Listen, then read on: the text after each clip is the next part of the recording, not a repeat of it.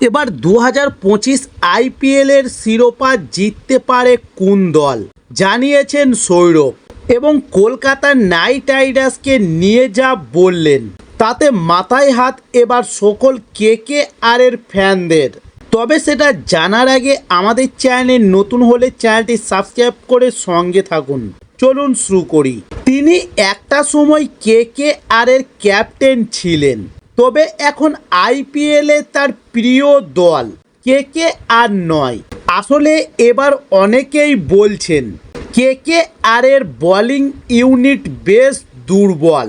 তাহলে সৌরভ কি এবার সেটাই ভেবে নিয়েছেন?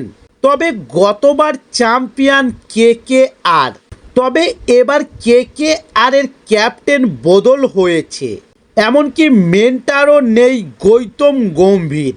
তাই কি শুরু থেকেই হোঁচট খাচ্ছে এবার কেকেআর? তবে গতবারের কেকেআর এর ক্যাপ্টেন এবার পাঞ্জাবে, আর সৌরভ কিন্তু শুরু থেকেই শ্রেয়স আয়ারের উপর বাজি ধরেছেন। এরপর নাইটদের হারের কারণ নিয়ে বলতে গিয়ে সৌরভ একটি প্রশ্ন তুলেছিলেন যে রিঙ্কু সিং, অ্যান্ড্রে রাসেলের মতো হার্ড হিটারদের কেন এত পরে নামানো হচ্ছে।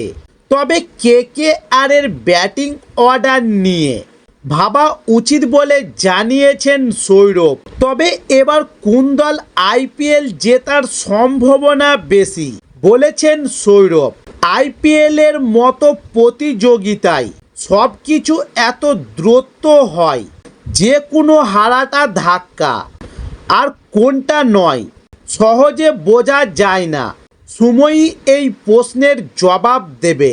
তবে সৌরভ আরও বলেছেন যে পাঞ্জাব, দিল্লি ও গুজরাট এবং আরসিবি বেশ ভালো দল। আইপিএলের মতো প্রতিযোগিতায় দল হিসেবে সফল হতে হলে বোলারদের আরও বেশি সক্রিয় হতে হবে। যদি ভালো করে দেখেন তাহলে দেখবেন যে দলের বোলিং আক্রমণ যত ভালো তাদের সাফল্যর সম্ভাবনাও বেশি।